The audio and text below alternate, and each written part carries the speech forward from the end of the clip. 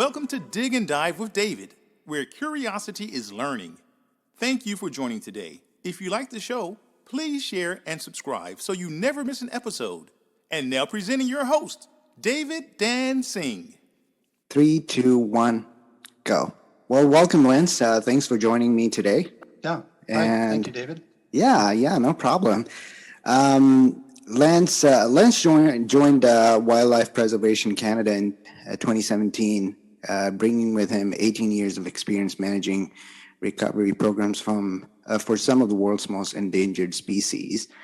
A few personal highlights of his work include carrying out the first release of echo parakeets in Mauritius, catching kakapo in New Zealand, sleeping overnight in a California condor nest cave, and working with local farmers to protect ridgeway hawk nestlings in the Dominican Republic.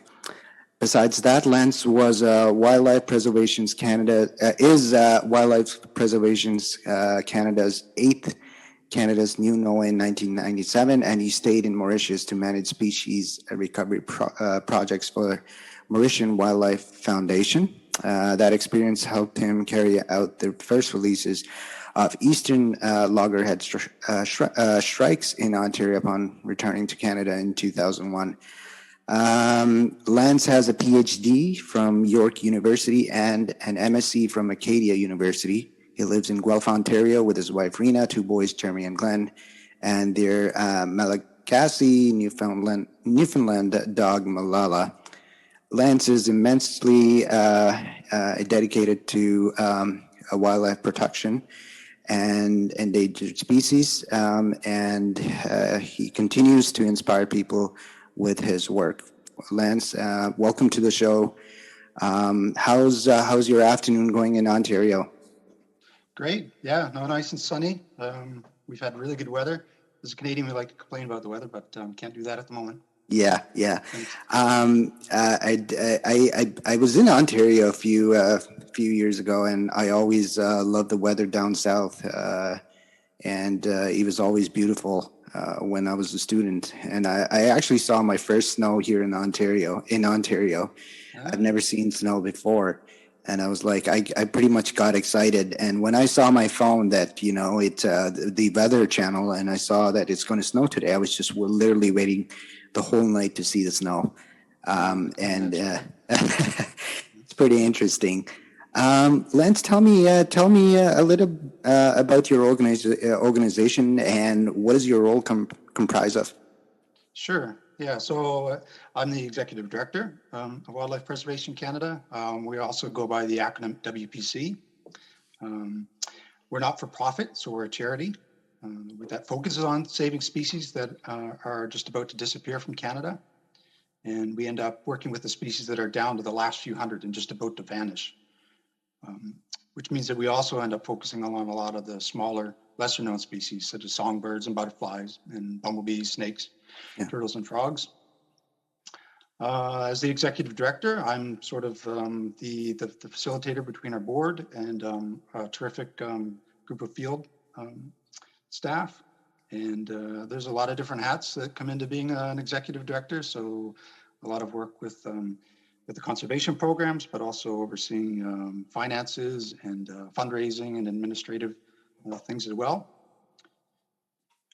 We have a very unique focus in that we have expertise in hands-on management techniques to recover populations.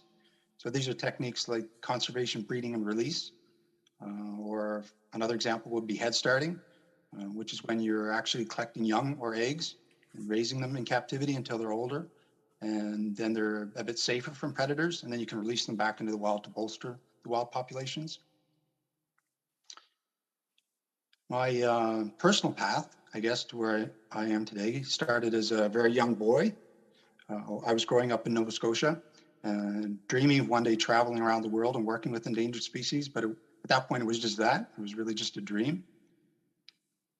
I grew up reading books by authors like Gerald Durrell, Jane Goodall, and David Attenborough. So I always knew that I would one day have to end up working with animals, but I never really thought that I would one day end up realizing my dream. My first opportunity working with wildlife was with the Nova Scotia Department of Natural Resources, where I was part of an offshore island summer fieldwork crew. So we were surveying for seabirds and eider ducks and other species that were nesting on the islands. And at that point, I couldn't even really believe that I was actually getting paid to have so much fun and to do what I really wanted to do. Then there was a lot of contract work that followed for the next few years. Each of the contracts were usually just 2 to 3 months. And a lot of that was, again, in Nova Scotia, but also some in Newfoundland. And most of it was with government wildlife agencies, but it provided like a really good background in different skills that you need in order to work with wildlife. And then that, as you had mentioned, this led to a master's degree at Acadia University. And this was again on working with eider ducks and their nesting ecology on these offshore islands. But my real break with the overseas conservation work came ironically through Wildlife Preservation Canada. They have a program called the Canada's New NOAA program, and it's actually now in its 31st year. I was number 9 back in 1997, so that gives you a bit of an idea of how old I am. And this led to being able to go over to the Durrell Conservation Academy in the UK for 3 months for an endangered species management course. And then that was followed up with 9 months in Mauritius, and so that's how I ended up in Mauritius. Although at the time afterwards, I actually ended up staying on for further 4 years there, ended up managing the animal recovery programs. And so this is a program that we're actually continuing to the day with Wildlife Preservation Canada. And it's really unique because we're able to send a young conservationist overseas every year to learn from some of the best programs in the world. Then there were 2 trips after that to Madagascar. They were short trips, 3 to 6 months. My wife and I, we basically raised our own funding to go over and do some of this field research with the Durrell Wildlife Conservation Trust. And back then, there wasn't any cell coverage on the island. I don't even think there were cell phones at the time. So we were off and away for months at a time with no contact with the rest of the world. It was very exciting. It was we were working with 2 specific species. One was called the Madagascar teal, which is a very tiny little beautiful duck. And then on our second trip, we worked with an endemic mongoose. It's only found in Madagascar, called the narrow-striped mongoose. Our local term for it is called the bok-bok. And this is basically because of the sound that it makes. They travel in groups, family groups, and they're just constantly chattering away to each other, going bok-bok, bok-bok, bok-bok. And I was able to, because we'd done a lot of this traveling, we were doing a lot of research, but I realized that a lot of the work that we were doing was actually enough data that was being collected that it could be turned into a PhD. So that's how I ended up in the Dominican Republic. I was able to carry out my research there on the Ridgway's hawk, conservation genetics and ecology. And this was through York University. And this was one of the first times that we were actually kind of settled anywhere. Up until then, we'd been traveling around quite a bit, my wife and I. But so while I was working on my PhD, we decided to start a family. Although even then, I was kind of taking off and going down to the Dominican Republic to carry out my field research, and then coming back and spending the other half of the year in the lab at York. But then after both of our lovely sons were born, we basically picked up and moved back to Madagascar. And the boys were only 9 months and 2.5 years old at the time. But we ended up working in Madagascar for 7 years with the Durrell Wildlife Conservation Trust. And there I was the head of species conservation and management. So it was a really amazing opportunity to be managing species recovery programs for some of the rarest species in the world. So this was working with recovery programs for tortoises and lemurs and birds and turtles and some small mammals. And it was really also just an amazing cultural experience for us. But now I've been back here in Canada for the past 5 years or so, and it has come somewhat full circle in that Wildlife Preservation Canada and the Canada's New NOAA program provided me with that very first chance to make networks and to go overseas and gain experience. And now I'm back here as their executive director. Wow, that really sounds awesome. Could you tell me about your interests outside of work? Ah, yes. Um, I'm a science fiction fan, so I'm a Star Wars fan and a Star Trek fan. I think part of the things that I've thought about it before, and I think one of the reasons I like those shows, or why they've become a big part of my life, is that they're very much about being part of a team, and that actually relates to everything that I'm doing as well, where you're always part of a team with different skills, but you're always working together for one common cause. And from the Star Wars side, I just basically always wanted to have a Wookiee as a best friend. And, I have the closest thing, I think, on Earth with, as you mentioned earlier, about having a Newfoundland dog named Malala. Yeah. I'm also a hockey fan. It was a bit tricky when I was doing all of that travel to keep up with things, but it's been one of the highlights for me coming back is being able to catch up on hockey and go to local games. And I also love to canoe. And I think one of my favorite things is to go beachcombing, walking on the beach, looking for shells and looking for things. And I would say those are probably my two favorite activities for being able to unwind and relax. Yeah, that definitely sounds an interesting life there. You had some really interesting work experience. Your previous work in Madagascar, New Zealand, Dominican Republic, and Mauritius. Could you tell us? I know moving to a new country, adjusting to the food, the culture, and local traditions, it's kind of it's kind of different and getting adjusted. How did you adjust and with the food culture and local traditions, and what were your contributions there? I found it really freeing, I think, to be able to go and experience new cultures and to travel. Being a conservation biologist is really a wonderful way to travel. And certainly when I was younger, I was basically just taking advantage of every possible opportunity I could find.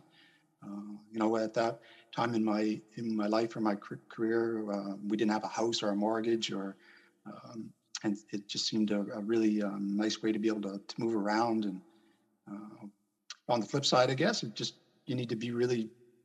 I think I was just really flexible, and we rarely made any money early on, and there was a lot of sort of subsistence living. So when you're in another country and you're living in conditions that I guess wouldn't be quite normal to what we expect here, but really I just loved it, and I think things are probably a bit more strategic than just sort of taking every opportunity that came my way. But I didn't think of it at that way at the time. I think it was just being open to seeing and experiencing new things, and it's something that I just really enjoyed. In New Zealand, it was just an incredible opportunity to visit a country where wildlife conservation is no nonsense and pragmatic, and it's kind of accepted as important and valued by people in New Zealand. There were a lot of highlights there, seeing recovery programs for highly endangered species. But one of the things that we were able to do was spend a couple of weeks on an offshore island, working with one of the birds that you mentioned in the introduction, called a kakapoa. And I definitely would recommend for anyone to look up for photos or video of them. They're basically a large flightless parrot, but they're very unique. And being able to work with them and to handle them was just amazing. Dominican Republic was very exciting. It's a very lively culture. It was a little bit on the edge at times, not just in the Dominican, but there have been times over my career where I found myself in situations where guns were being fired or roads were being barricaded with burning tires or bandits attacking villages, that sort of thing. But even then, I guess when you're younger and when you're working with local people and developing relationships with them, you can sort of trust that if they're not too concerned, then things are going to be okay. But I would say Dominican was one of the more lively places. And even when I was there, the lasting memories that I have from working there and in other places too, where really were the connections that I ended up making with the local people and living in the local villages. In the Dominican Republic, I was living in a small hut, and became very close with the local team, and that I had contracted to carry out the work with me on the Ridgway's Hawk. And I was eating all of my meals with them and their families, and basically, in most of these situations, they're wonderful people, and they really were looking out for me to make sure that I was doing okay. Yeah. Madagascar is actually, I can't even stress it's what a different world it is. And it's a different world from anywhere else that I've ever worked. Most of the 28 million people that live there, they're just basically eking out a very subsistence living, where one bad year of rice production or a bad crop can result in starvation. And it's really like traveling back in time. And I mean, really like traveling back in time. Most of the people there, they have no electricity, they have no running water. But for me, I find a real self-awareness and simplicity to being part of that lifestyle. You really have time to think. You develop very deep and meaningful relationships with the people that you're working with so closely, with the major challenges that you're facing to save a species together. And I think when you're able to travel like that, it really gives you an appreciation of just how fortunate and rich and we are as a society here in Canada. My role is pretty much ranged. It kind of depended on where I was in my career.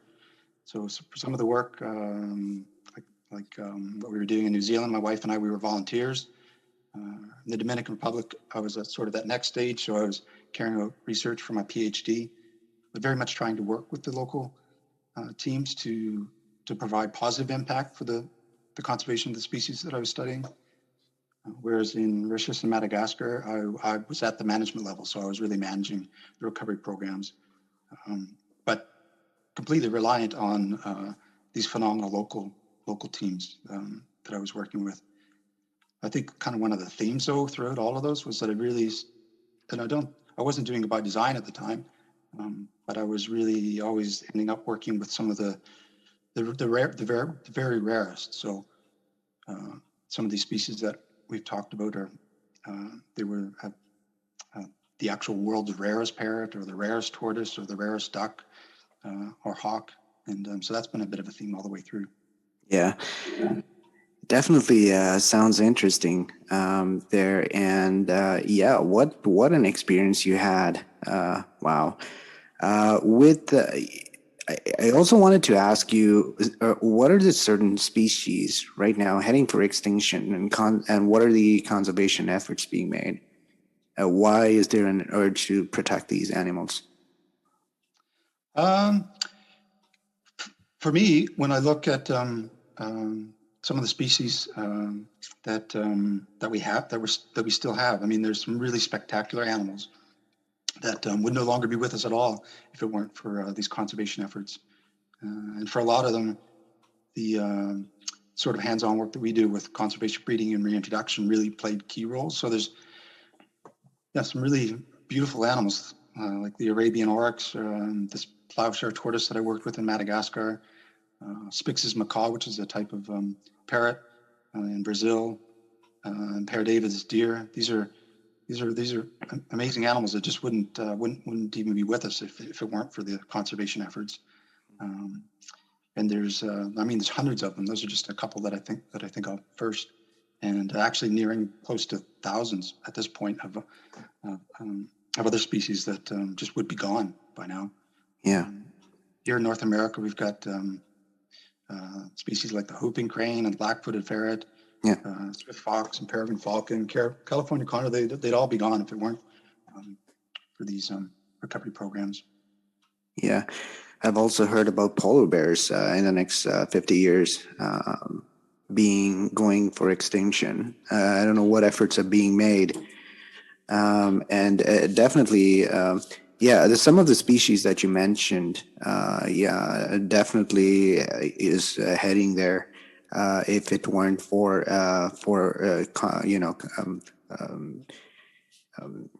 institutions like yours to watch out for these animals. Yeah. At the moment, there's actually uh, so it's just a handful that you sort of think of first. But there are about 800 species just in Canada that are now listed at being a risk. For about 70 of those, it's already been identified that they're going to require some of this or some form of hands-on population supplementation or reintroduction in order to recover. Why is there an urge to save these animals? For me, there's an intrinsic value to each of them. Yeah. There's also, I think it would be a much less colorful world if we were to step out our door and not have things like whooping cranes that we could go and see, not just for myself, but for future generations. But beyond that, and I think, if we start to talk about climate change or the biodiversity crisis and the age of extinction, we do know that biodiversity is critically important for having healthy ecosystems, and healthy ecosystems provide us with so many services that we're only sort of starting to understand, and they're starting to be quantified now. And there are studies that are being made to actually put dollar values on it. But there's so many things that we rely on as a society that require species and healthy ecosystems and healthy biodiversity. Things like wetlands providing buffers for floods every spring for the very homes that we live in. Pollinators, bumblebees, and other bee species that provide the very food that we eat. So, there's all different levels that you can look at. For me, it starts with the personal, and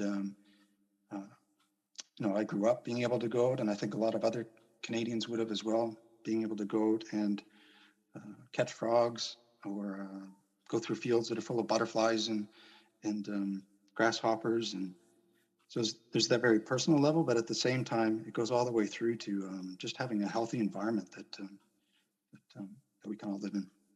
Yeah. I know you have an interesting story of your experience in search of the California condor and the Mauritius kestrel.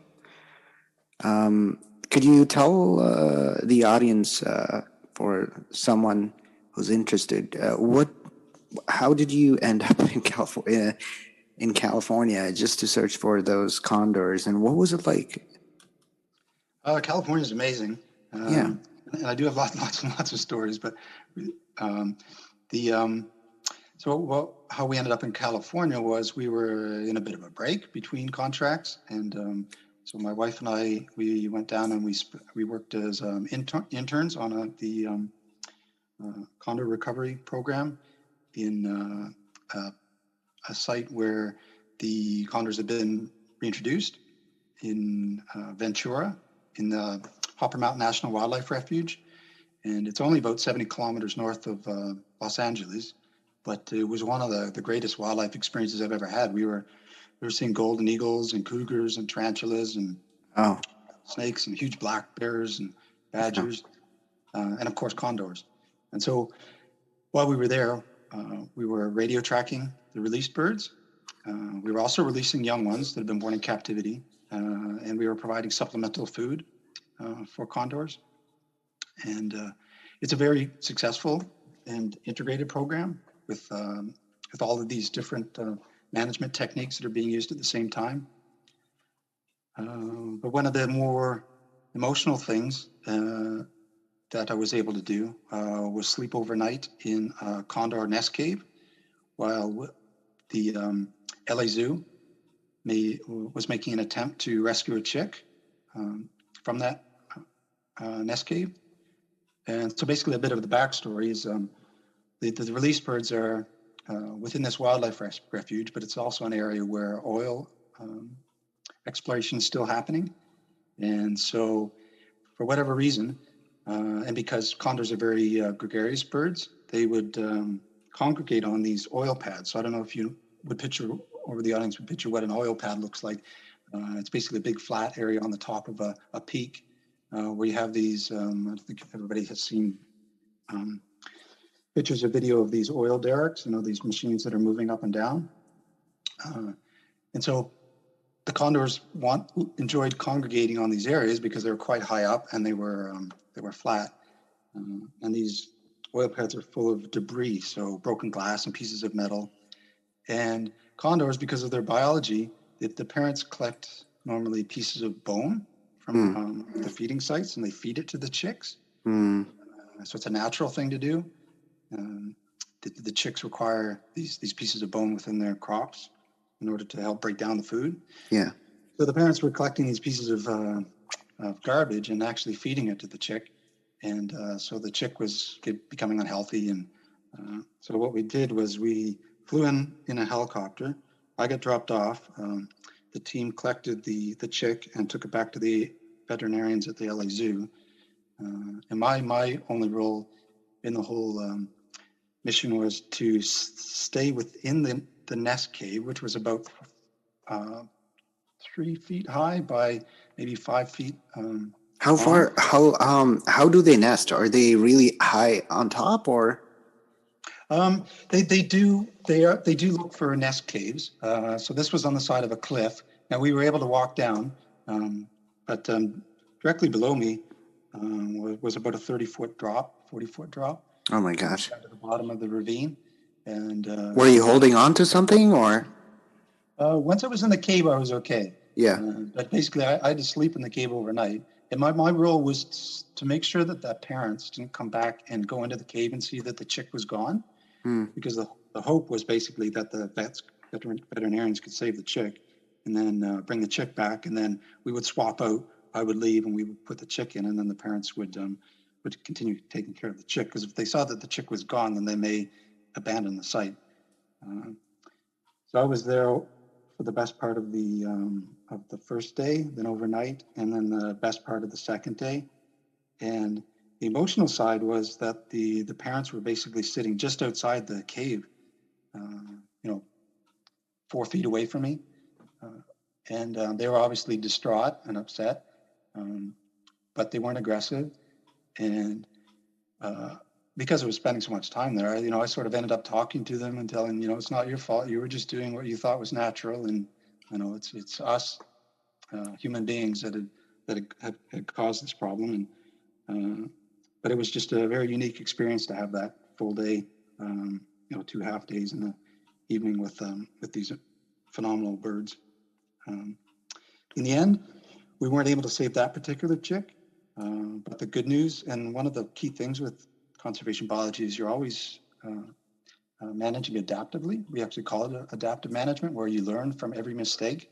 And so the oil pads that they were using were cleaned up, and we started providing a lot more broken pieces of bone at their supplemental feeding sites. And since that experience that I had, there have been chicks raised successfully in that very same cave, and of course the program itself has just done incredibly well. So now there's condors, and you can see them in California, you can see them in Arizona, they're being released in Mexico. You can see them soaring over the Grand Canyon. There's over 500 of them now, compared to back in 1987 when they were completely extinct in the wild. So it has been a success story, that one. Yeah, I imagine how big they are, though. They are really very. Their wingspan alone is, I think, more than 6 feet. Do you 10 think? feet. 10 feet. Oh, okay. Yeah. I mean, when you see them on the ground, they look like a big turkey. So they're that size, Yeah. But once they spread out their wings, it is really just like something else. And I don't know if people have seen other vultures like turkey vultures or black vultures, and when you see them next to a turkey vulture, they just don't even look remotely the same. They're just so phenomenally large and impressive, and they use that wingspan because they're looking for carcasses of larger animals, and they can travel hundreds of kilometers each day looking for food. So you can't even imagine that back in 1987, if there hadn't been a recovery program, they'd be gone. They'd be extinct by now for sure. I looked at some of the numbers here. Condors were reintroduced in the wild since 1991, beginning in 1991. Since then, its population has grown, but the California condor remains one of the world's rarest bird species. And like you said, there's about 500 California condors living in the wild or in captivity. So yeah, what an reintroduction back to in the wild. And what you did you also work with the Mauritius kestrel? Yeah, so when we were in Mauritius, by the time that I had arrived, the kestrel had already pretty much recovered. But I think it's a really great story and an important story because back in the late 1970s, it was down to 4 individuals left on the planet and only one female. And so a man named Carl Jones, a Welshman, was sent across, and basically his job description or his contract was to wrap up the conservation program and let the bird go extinct. But when Carl arrived, he said, "Well, no, I'm not going to do that." Why would he let the bird go extinct? It wasn't Carl that wanted to do that, but back in that Or time, it's like more like a let nature take its course thing. Kind of, and there's sort of a recurring theme that has gone way back to even in the 70s about triage, where the idea is, well, a species is going to be too far gone, it's going to cost too much money, it's going to take too much reintroduce effort, and the chances are slim. So just let it go and move on to the next species that might be more savable. But the reason why I completely disagree with that personally. But also, this is a good example, and there are many others where Carl didn't do that. He arrived and he said, "Well, no, I'm not going to do that. I'm going to find people around the world that are experts in working with raptors, which the kestrel is. It's a small hawk, and so he worked with the Peregrine Fund, and he basically just stayed there and was so dedicated to the program. And what they did was with that one female who was nesting, they protected her nest site, and they allowed her to produce her first clutch. And then, because birds can often produce more than one set of eggs, they collected that first set of eggs, raised it in captivity, and released it, at the same time protecting the nesting female and her second nest. And so basically, you're able to double the production in just 1 year. And it's obviously taken decades to recover, but now it's considered one of the most successful and best documented bird reintroduction programs ever. And now there's around 500 again, between 400 and 500 birds from that original group of 4, and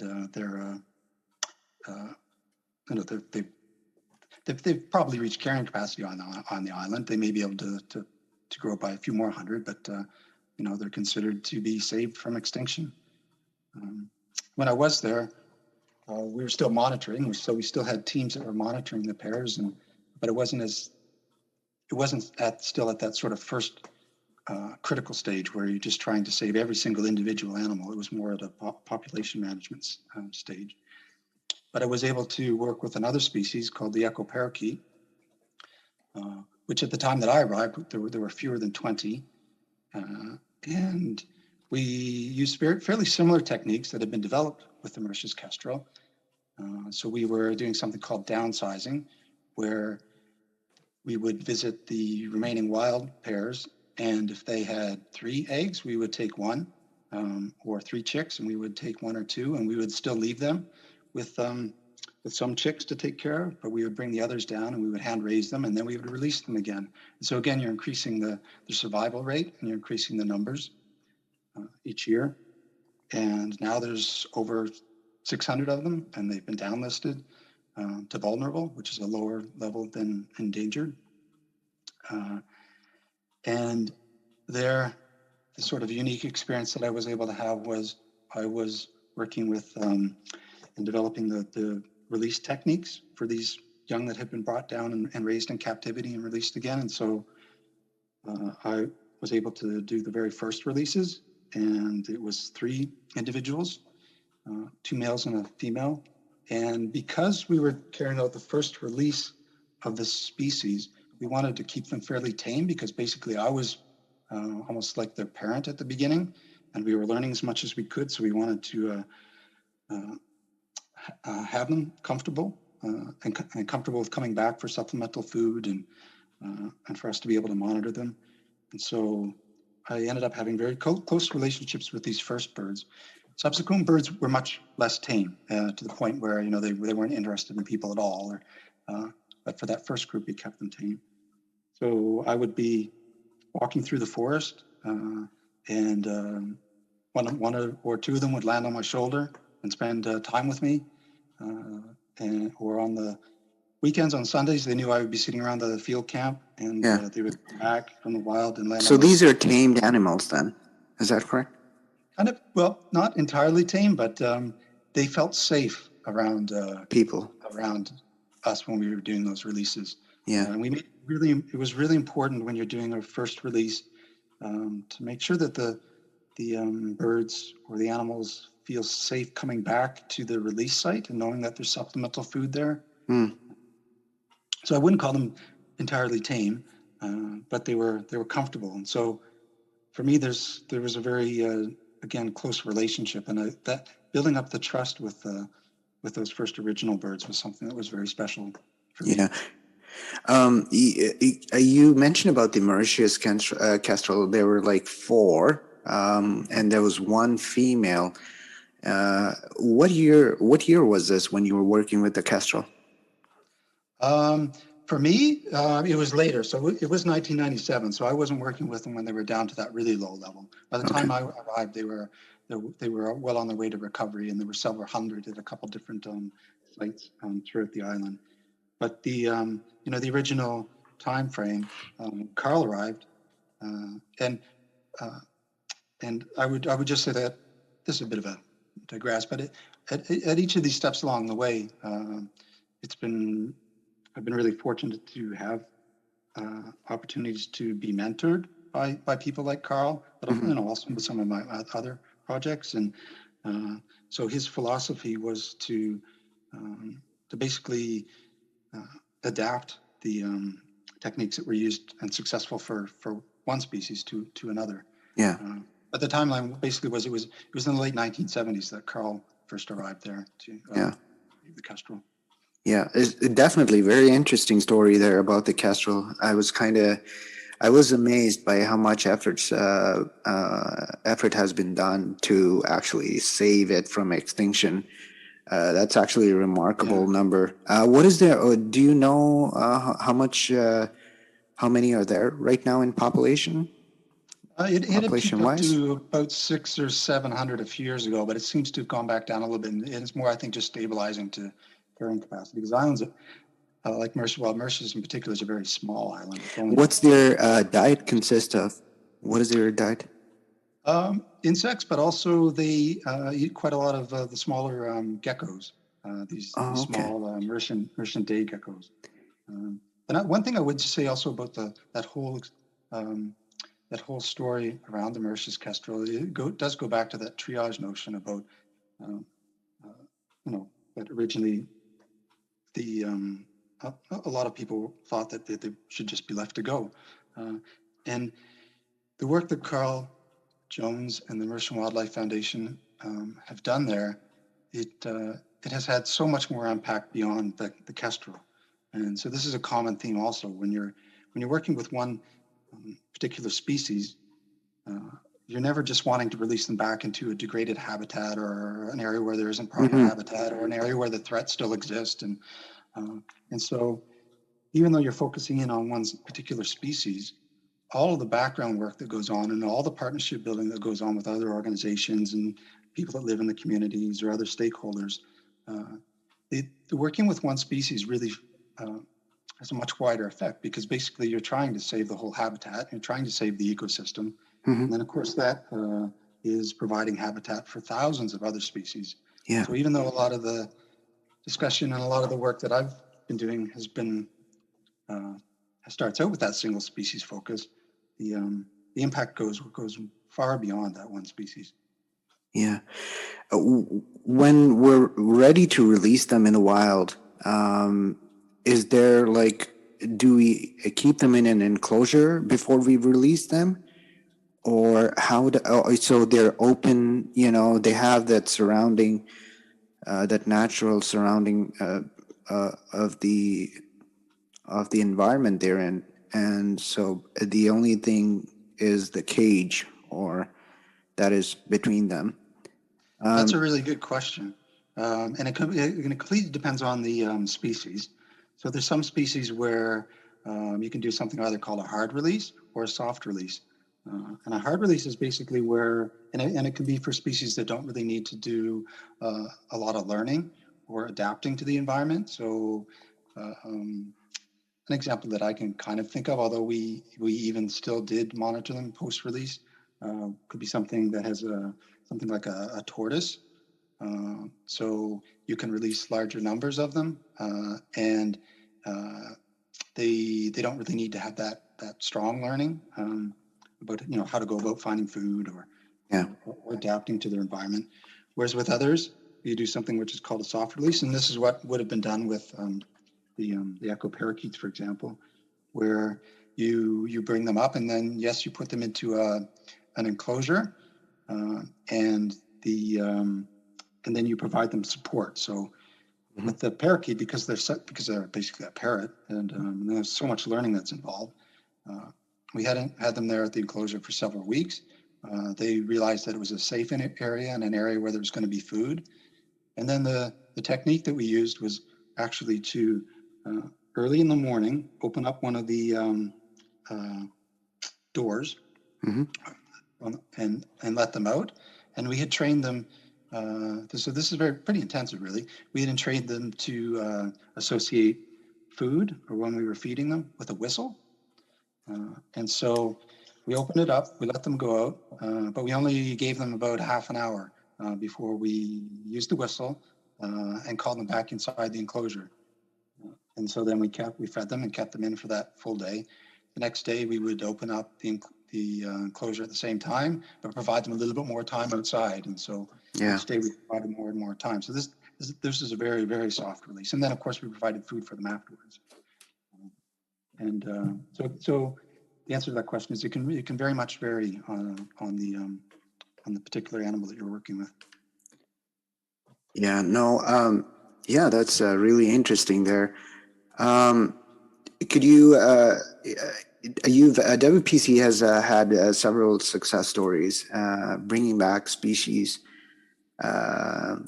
saving species from extinction. Could you, I know there's a few of the species that we can talk about here.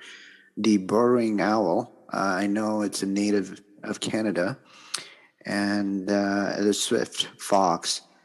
How did we get involved, and how were they really saved from extinction? Could you share your thoughts about that? Sure. Yeah, so these are two species that I haven't been involved with personally, so I can't speak with too much authority as an expert. But they are two species that for which Wildlife Preservation Canada played a bit of a role in when the recovery programs were starting up here in Canada back in the 1990s. And so we supported some of the work, but we weren't really the main organization that were carrying out the work itself. But really, both of them are being recovered due to this real integration of using a whole bunch of different techniques, and so protecting habitat, but also supplementing the wild populations and then managing them afterwards. And so the swift fox would actually be considered one of the most successful canid reintroduction program in the world. So a wolf or a fox. They had basically disappeared. Well, they had disappeared completely from Canada in the as far back as the 1930s. They were declared extirpated, which means that they disappeared in the 1970s, but the last one was seen in the late 1930s. And this was, a time when almost every predator, whether it was a hawk or whether it was a fox, or an owl, any predator was being persecuted and directly killed. And at the same time that prairie grasslands were being converted into monoculture agriculture, and just basically a lot of habitat loss going on. Yeah. So they declined during that same period throughout the U.S. as well, but they did just completely disappear from Canada. So in the 1990s, this was when they were beginning to be reintroduced again through a recovery program. Mm-hmm. And at the time, it was both animals that had been captive bred in Canada, but also foxes that were being translocated, so moved from the U.S. to Canada. And around 950 of them were released.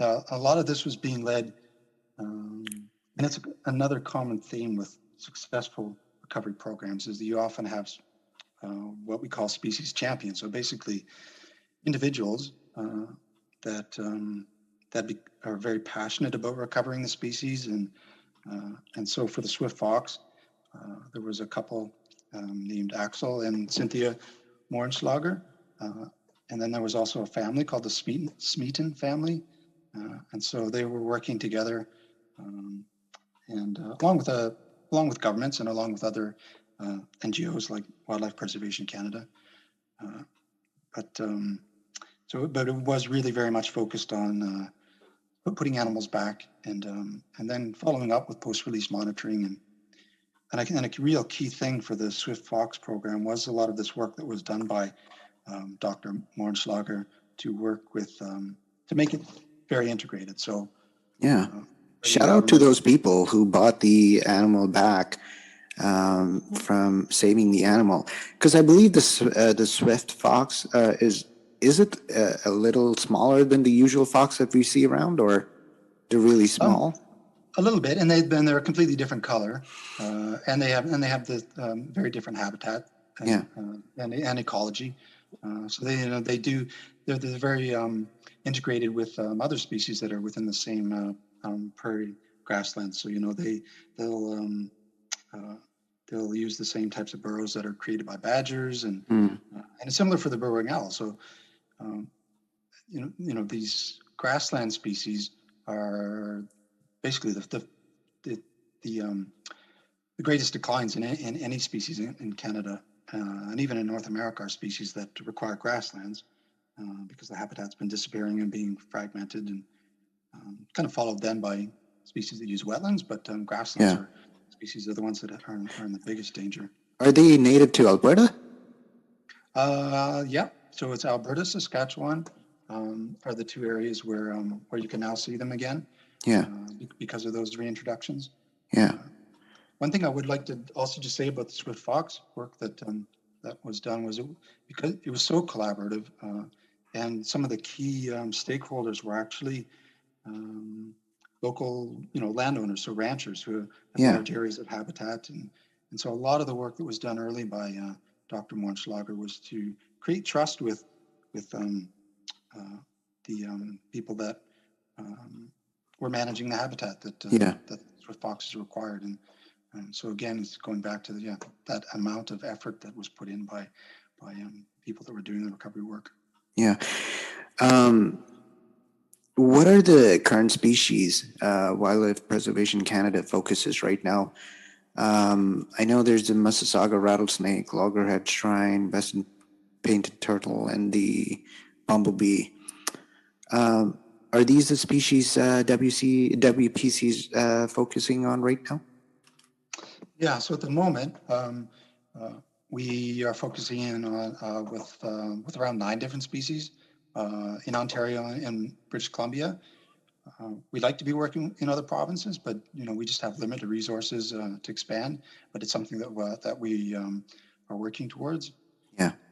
And so, yeah, as you've mentioned, the key species that we're working with in BC at the moment are Western painted turtles and Oregon spotted frogs and Taylor's checker spot butterflies. Hmm.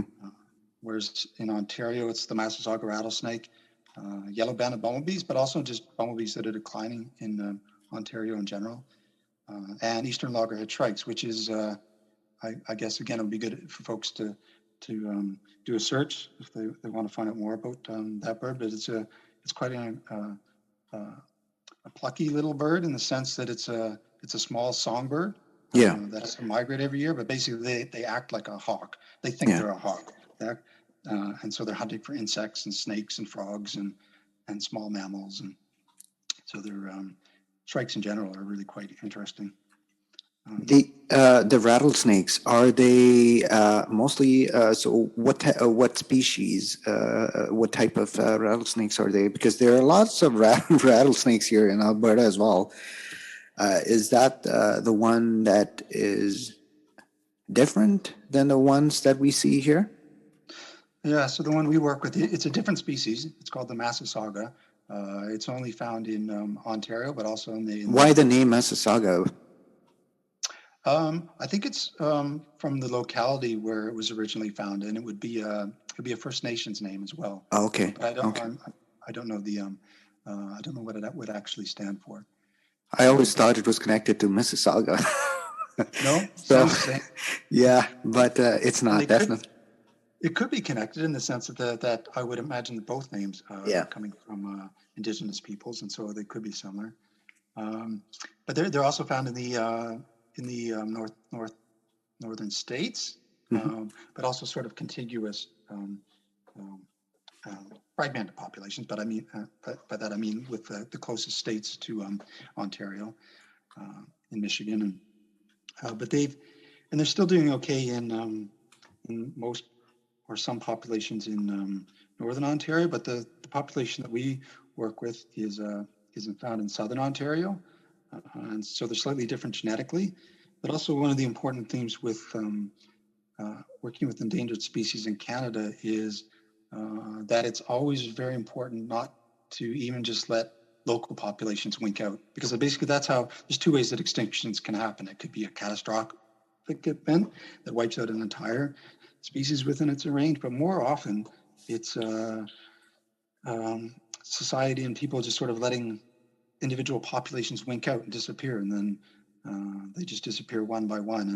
And so our focus for the work that we're doing here is on recovering that population that's again, it's in a fairly unique habitat in down near Windsor, Essex.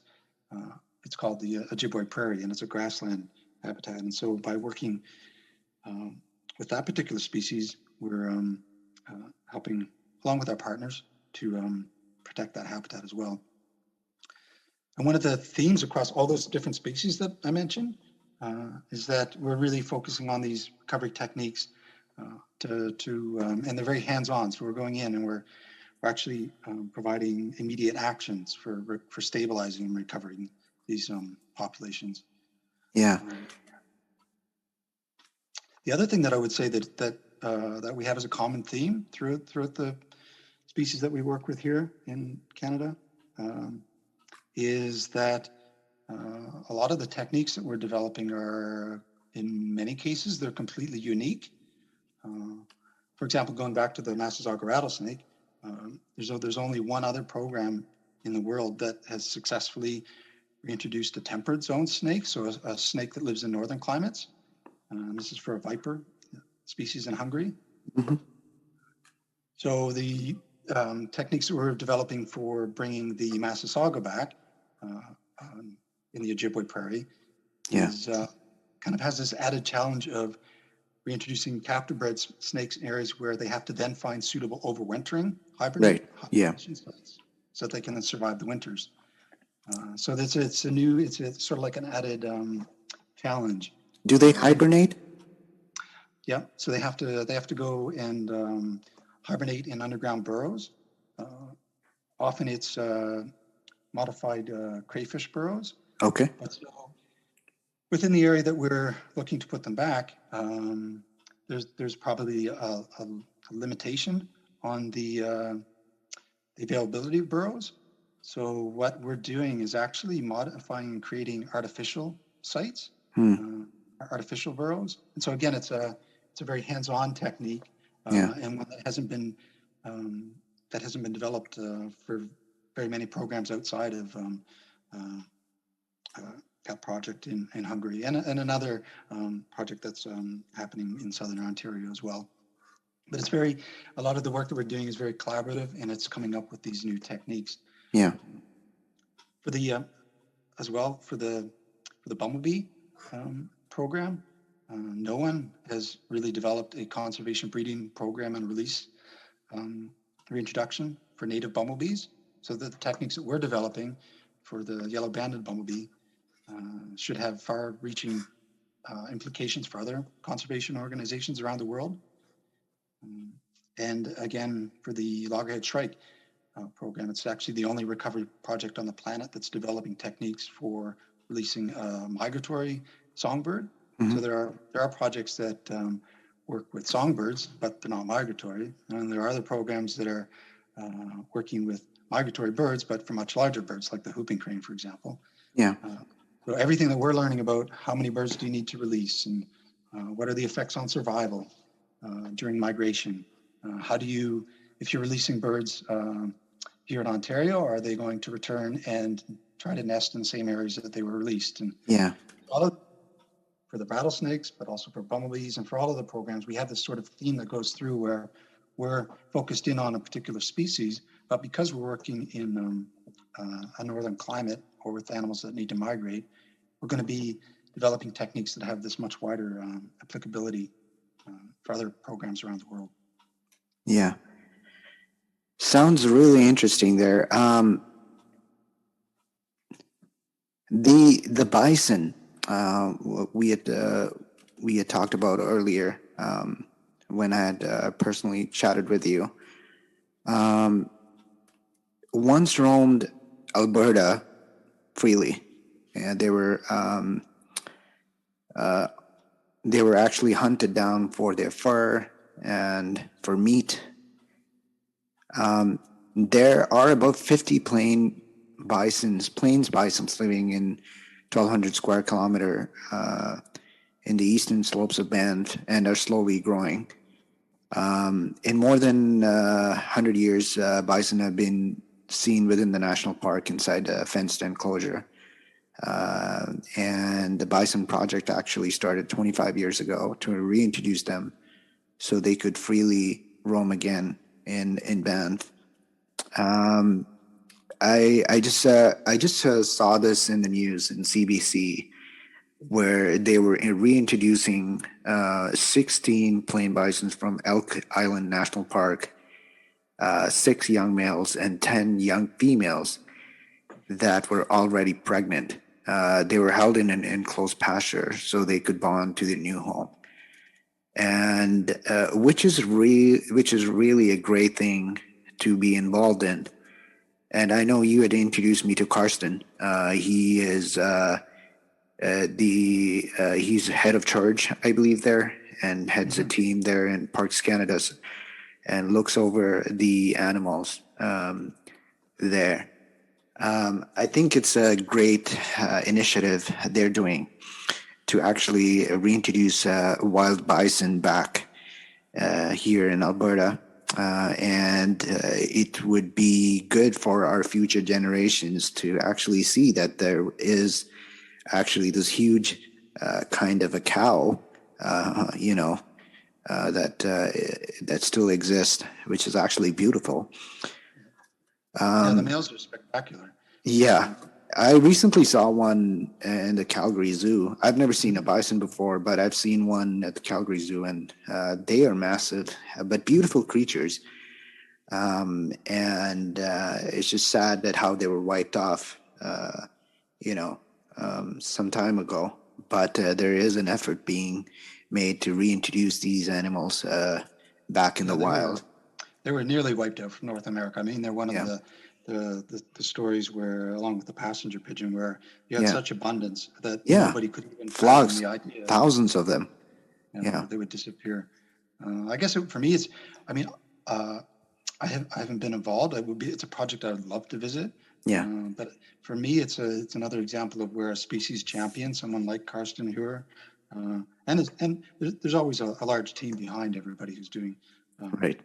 a recovery program, but someone who is basically, keeping everything moving forward and passionate and dedicated. And one thing, at least now, for a lot of these recovery programs, is that the basic techniques for reintroductions and the tool sets that you end up using, they do exist for a lot of different types of animals, and a lot of the time you're able to take a technique and modify it, but you still have to be very innovative. And I think what I had mentioned earlier about adaptive management, where you really just need to be willing to learn from mistakes and not be afraid that mistakes are going to happen. And then really at the same time amplifying anything that is starting to work. Yeah. It's very rarely a linear process. I mean, conservation biology just involves so many other. It's not even just really one discipline. It involves so many other. So many other yeah. You're working with people. You're working with animals. You're working with land protection. It really does require a lot of flexibility and not being afraid to fail. The programs that ultimately fail are the ones where something goes wrong with the first attempt, and then everybody says, "Oh well, it can't work." And at that point, it's just even for with animal hunting, people do this. When we're talking about a species where the needing to hunt for food is really there's no other choice but to hunt for food. Poor people, they don't have any other alternative. And does that, and then there's, of course, the illegal pet trade where animals are trapped or killed to sell illegally to the rich people. What are your thoughts on that, about that in that zone, or what do you think about that? Yeah, so I mean, there's so many things that are happening now that are causing biodiversity declines. You've got pollution and habitat loss and fragmentation and climate change and basically the one that you mentioned is unsustainable use, and it's not something that is really happening in Canada, but it's something that I experienced personally when I was working in Madagascar, where as you were mentioning, people there are impoverished and they have protein deficiencies, and they really end up needing to rely on the local wildlife. And so a lot of the work that we were doing there, probably about 80% of the work that we were doing in Madagascar, and this was with the Douro Wildlife Conservation Trust, was around community engagement and having local communities involved with conservation work. Yeah. And what this often meant was that, for the most part, it's conservation organizations in countries like Madagascar that are also involved with all of the development work. So helping to build schools or build wells, or providing alternatives to unsustainable use. And that's really a lot of the focus in countries like that, where you're a conservation organization, but you're really working so closely with the local communities because they go hand in hand. So that's kind of different. But the situation with illegal trafficking for in animal parts, or for the illegal pet trade, it's I think it's much greater than most people realize. It's second in terms of bringing in money to drug trafficking. And when I was there, we were the Douro Wildlife Conservation Trust had over 25 years created a really amazing conservation program for the plowshare tortoise, which is it's not a giant tortoise, but it's a large tortoise. And it's only found in one area of Madagascar. And in 2009, if we'd been talking, we would be talking about how it was one of the most successful reptile recovery programs in the world. There was a wild population of about 900 animals. There was a reintroduction program. There was a conservation breeding program that had been going on for 20 plus years. There was a national park that had been created just because of the tortoise. Local communities were all engaged, and all of this development work was going on with providing schools and wells and other livelihoods.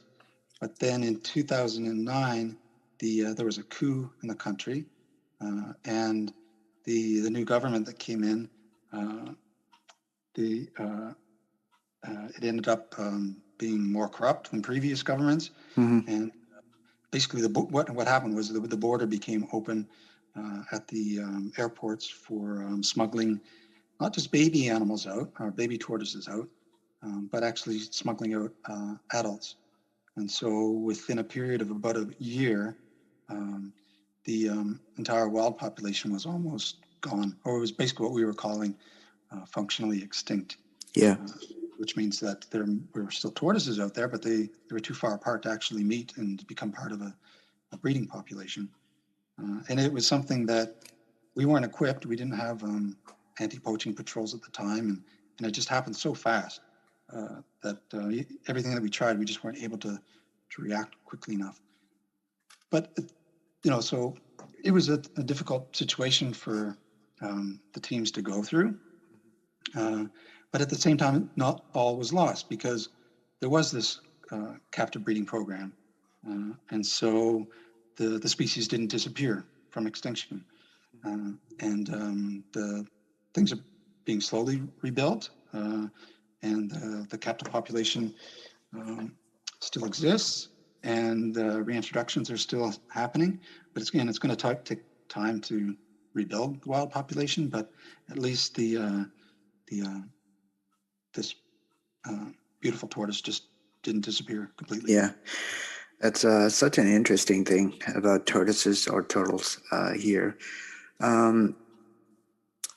I just wanted to know, for someone starting out a career in conservation and wildlife protection, what advice do you have for them?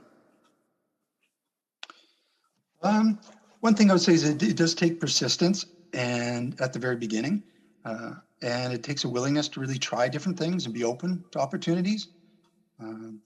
Obviously, it's important for someone to have a basic education around biology and ecology, but and a lot of the times people do go for higher degrees. But I would say that's really not the most important thing. It's to have a basic foundation, but then really being flexible and open to every opportunity that comes along at the beginning. Yeah. So I think, as I had mentioned kind of at the beginning, the first 15 years or so of my career, they were really a mix of contract work and volunteering. So Yeah. I would say it isn't a career at the start, for the most part, where you can plan to have a good pension, Yeah. or to make a lot of money at the beginning, or even to have a steady paycheck at the beginning, which I know is a major challenge for many people. But unfortunately, it is kind of the reality in our profession. So much of my early career, I was living in less than ideal conditions and living in trailers and tents and huts and really bouncing from place to place. Yeah. But I never ever really felt that I was wanting for anything. It was I realized that this isn't quite the conventional way that things are done when people are looking for careers. Yeah. I would say that it really, again, with conservation biology being such a wide discipline, that it can really vary, I think, on what your final goals are or what you want to do, whether you want to be a researcher at a university or a wildlife manager in government or a wildlife veterinarian, or maybe the interest is in working in communications or policy and being focused on education or awareness, and or whether it is someone wants to end up working for an NGO like like ours, where you're carrying out the field work to recover populations. And again, it could be, whether you're working with the animals themselves or whether you're working with the local communities to improve their livelihoods, which of course is going to benefit wildlife at the same time. So there's really so many different things that you could choose, and all of them are really important because basically there are very few conservation programs that are successes that don't have people from all of these different backgrounds and with different skills working together. Yeah. I've kind of had some of those hats myself at various times, where I've been a researcher or carrying out work in the field. Yeah. But one thing, I guess, I would say, and I think this probably applies to anything that you're going to do, is to never be shy to contact people that are in that field that you're most interested in. Yeah. I think you'll find that most people are happy to talk with others that are starting their careers. Yeah. When I was starting out, I sent letters. There wasn't any email back then. Yeah. So I was sending letters out across the country to a real wide range. At that point, I didn't even know exactly what I wanted to do. Yeah. So I sent out letters to dozens of people across the country. Yeah. Some of them answered back, some of them didn't. Most that did answer back were for things that are paths that didn't really work out. Yeah. The ones that did really led to these amazing experiences, and then one opportunity followed another. Yeah. Many of those people that replied early on have become lifelong mentors and friends that have helped me along. So I would say, get the fundamental education that is required for whichever path or career within conservation biology that you want. Then reach out to the people that have already gone down that career path that you're looking at. You'll be amazed at how many people that even some people that may seem quite famous within your field, at how many of them will actually contact you back. Yeah. And really just be open to as many opportunities as possible. And really, if you can volunteer, I know not everybody can, but if you can, or be willing to take contract work at the beginning, and that really provides you with a range of experiences and skills, and Right. and then that demonstrates to anybody who's going to be hiring just how keen you are to be involved with endangered species conservation. How can the audience know about your work, and is there a website they can contribute or volunteer? Yeah.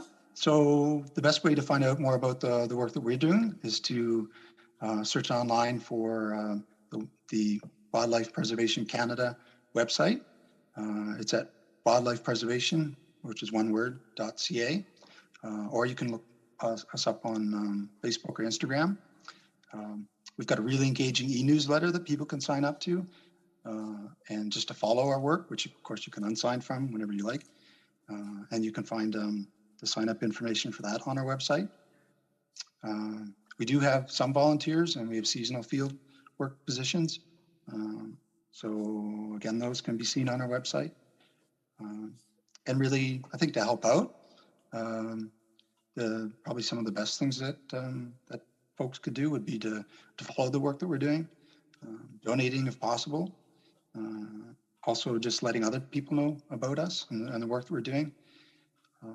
And even just sending an email or providing, some sort of moral support, because and just being part of this group of people that love nature and wildlife, and I find personally that I get a lot of motivation, energy whenever I know that there's this community of people out there that care about animals and wildlife and Canada's biodiversity as much as I do. So, and in a sense, that's a lot of what this chat was about. I thought, I really appreciated being able to chat with you, David, because I think you're one of those people who do care about this. Thank you so much. It was an honor, Lance, to have you on the show. Well, it was a pleasure talking to you, Lance, and hope to see you again. Yeah, no, it's been my pleasure.